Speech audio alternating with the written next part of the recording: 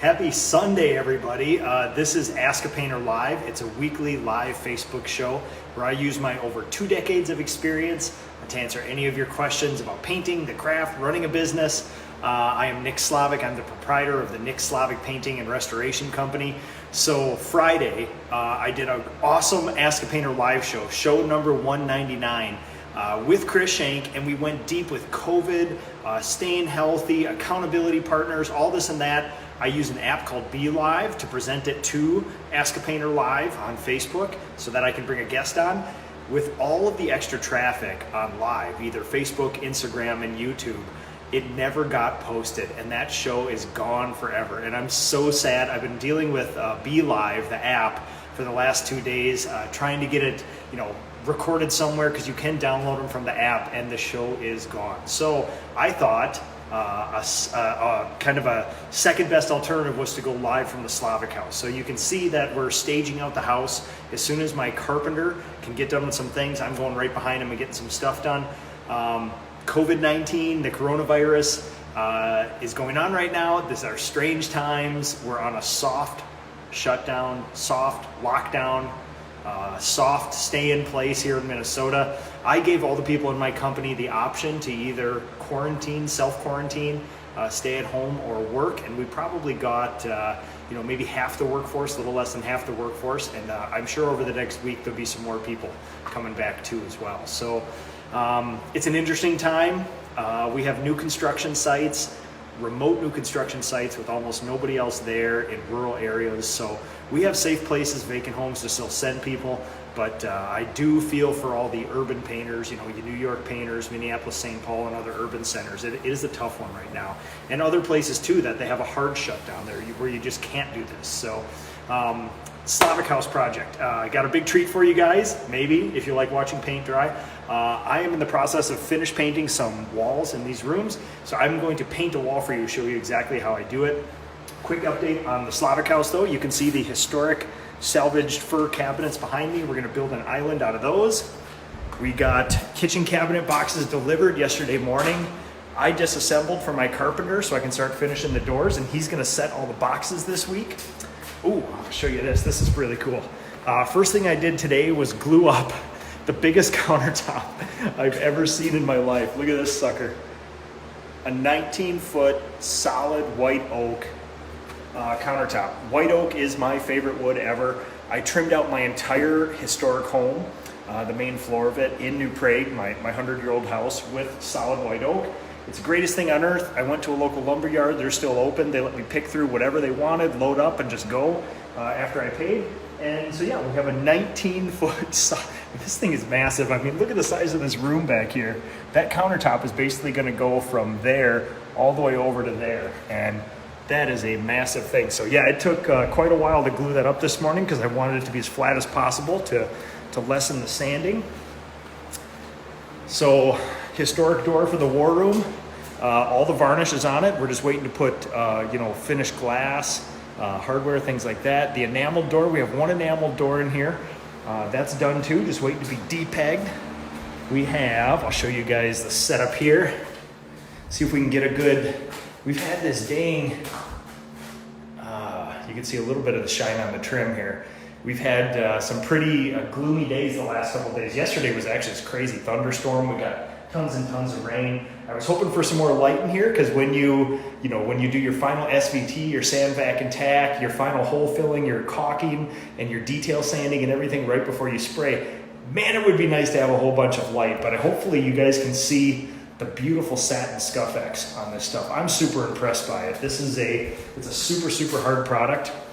Maybe this would be a good time to go through the whole coating schedule for the Slavic House project. So Benjamin Moore is a partner with me in this one. They wanted to do kind of a showcase home for some of the finishes that they have, especially the industrial finishes. You can see this is one coat of Scuff X matte on the walls here. It's a beauty. So coating schedule for the Slavic House. I used, trim is done, one coat on the walls here. I used high build primer on all the walls. We sprayed a super heavy coat of that. We used We used Benjamin Moore ScuffX mat on the walls and ScuffX on all the trim. Here, this is probably going to be, I'm just looking for a place we can show you the shine on the trim. Look at that stuff. That is satisfying. 100-year-old historic salvage trim. Oil primed. Oh yeah, we used Benjamin Moore Fresh Start long oil on all this.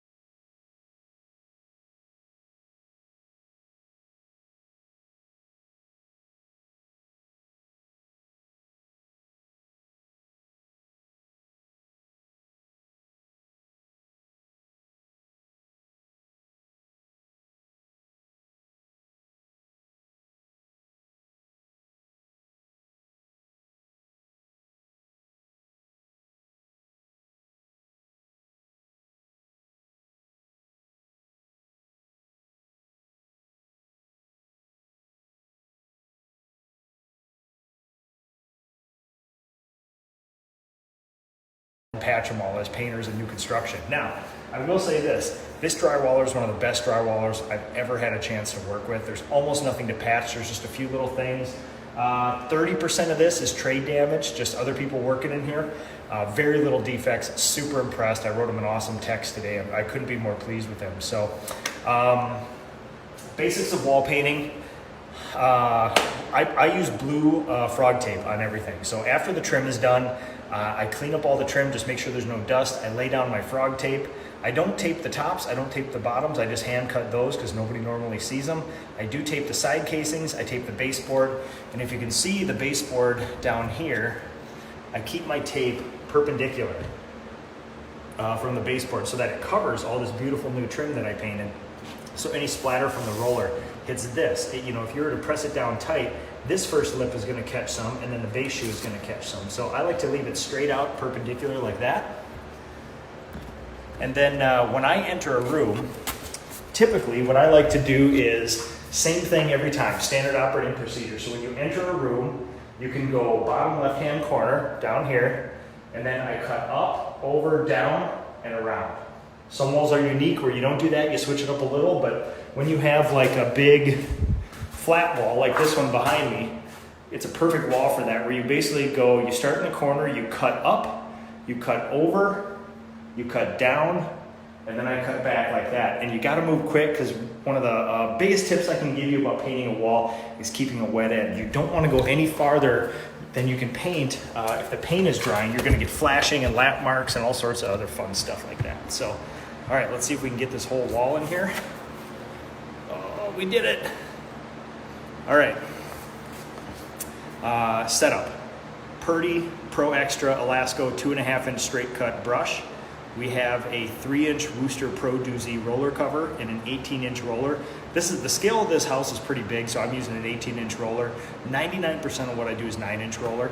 We have a Purdy 18-inch roller bucket there. We have a Wooster Sherlock handle. We got the Werner 5-foot ladder. 5-foot ladder. I'm just counting my rungs, make sure I didn't have another one. Then I'm trying to think, oh yeah, we have a cut bucket, and that's about it. We're doing Benjamin Moore ScuffX mat on the wall. So what I'll do is I'll start over in the left-hand corner, and what I do with walls like this where the window casing is in close proximity, I'll cut up as far as I can in the corner, I'll cut the casing, I'll do both the top of the window and the ceiling over, and then I'll come down as a group, and then I'll go back as a group like that. And that way you can grab the roller and roll that. When you cut, I'll show you the technique I use, but basically you, maybe I'll just explain it when we do it. It'll probably be easier that way.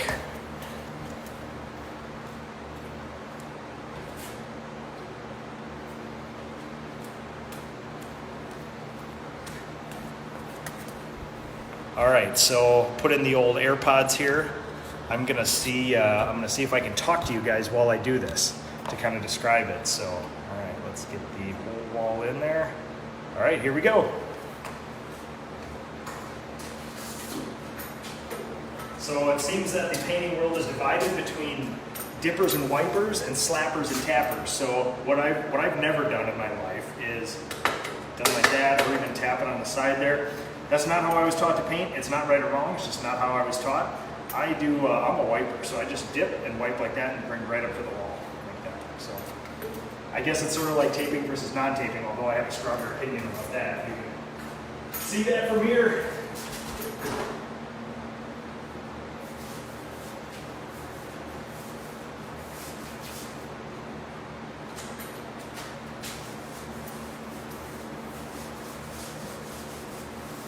So I'll take this cut line up as far as I can. And I'll start on the window casing. There's some intricate trim here, so I kind of make sure I get the paint in and smooth out.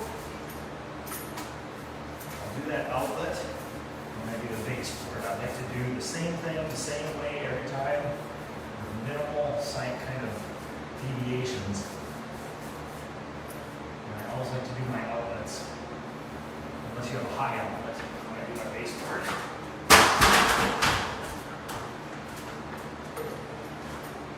So in the corner, I'll just dab it up into the corner, start my line, come out a few inches, kind of finish the corner off, get the rest of that. Now, when I cut, what I don't do is start right where I left off. I usually go about 6 inches out, 8 inches out, work back into the place I just cut. That way you get even distribution of paint. Work back out, you can go 18, 24 inches, and then I fill it underneath. Same thing every time. So 8 inches out, come back, grab that paint again and go farther, and then infill underneath. One little final stroke to make sure you don't have any weird brush marks. Same with that. Every ceiling line is a little different. My drywall did an exceptional job here getting a perfect 90, which we're not normally accustomed to. Makes our job a lot easier.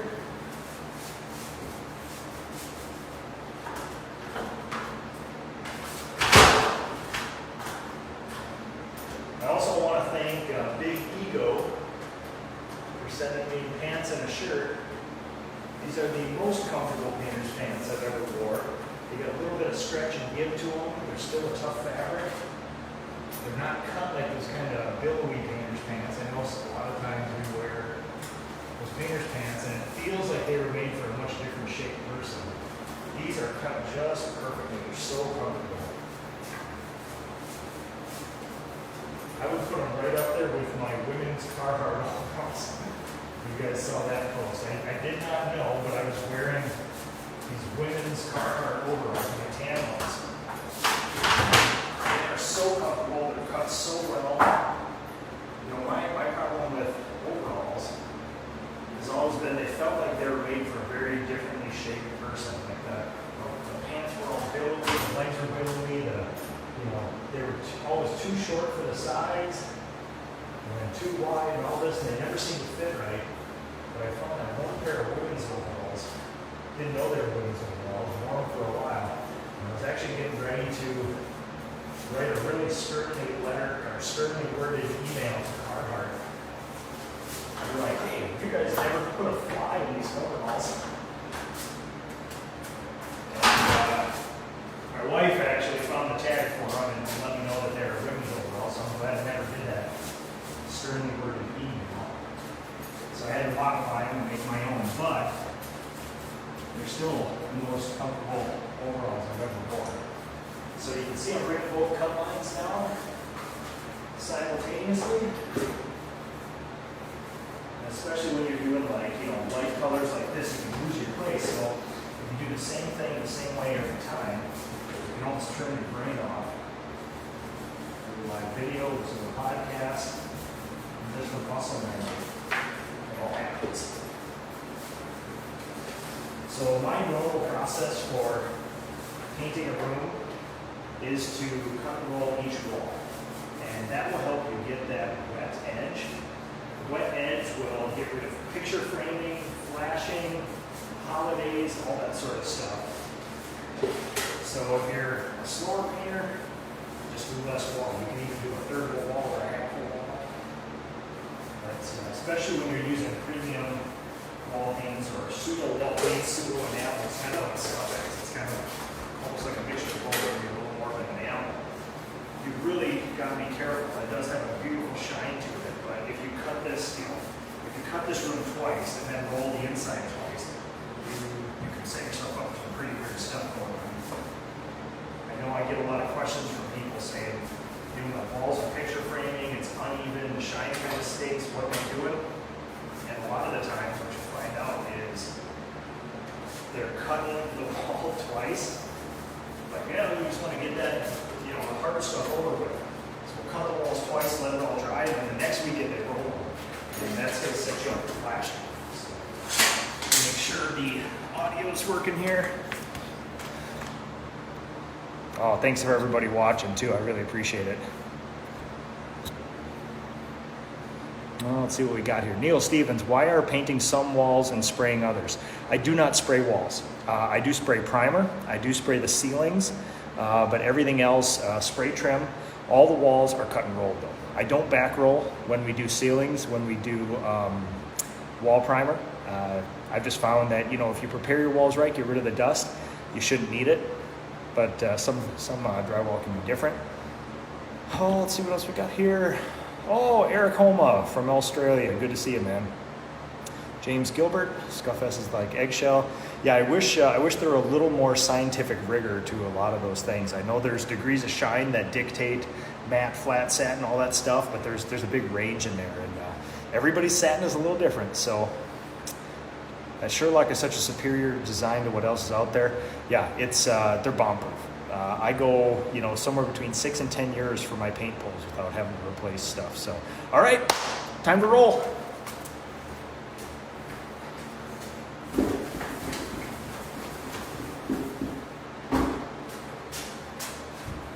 So very important too that when you roll, I don't start at the top of the ceiling. I come down, 8 to 12 inches, give or take. If you don't want a huge blob of paint right at the top of the ceiling, you want even distribution. That'll give you that even shine. So normally what I do is you come down here, you distribute your paint, you come back up, spread it up to the top, come down again, and up. And you can usually do 1.5 widths of 18-inch roll. Give or take, at least with this ceiling height. When you do above doors and windows, you got to be careful not to load it up too much, because when people do have sags, it's usually above below because they take a full roller full. When they put it on, it kind of goes crazy on them. So what I do is take about a half roller full, distribute the paint, and then kind of give it a rough roll just to cover. And then finish stroke one direction. This will give you an even distribution. No sags. Same thing with this bottom here. We'll take even less paint.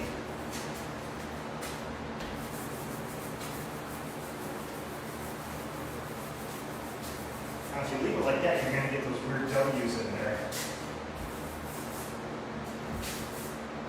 So I'll just give it a little finish stroke here.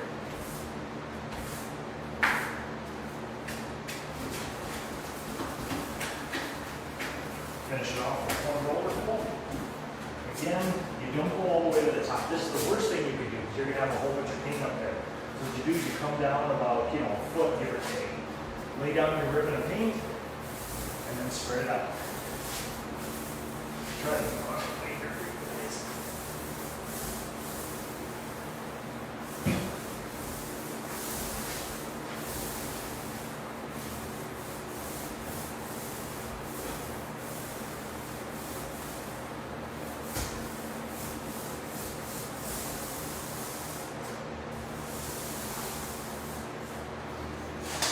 All right, one wall down.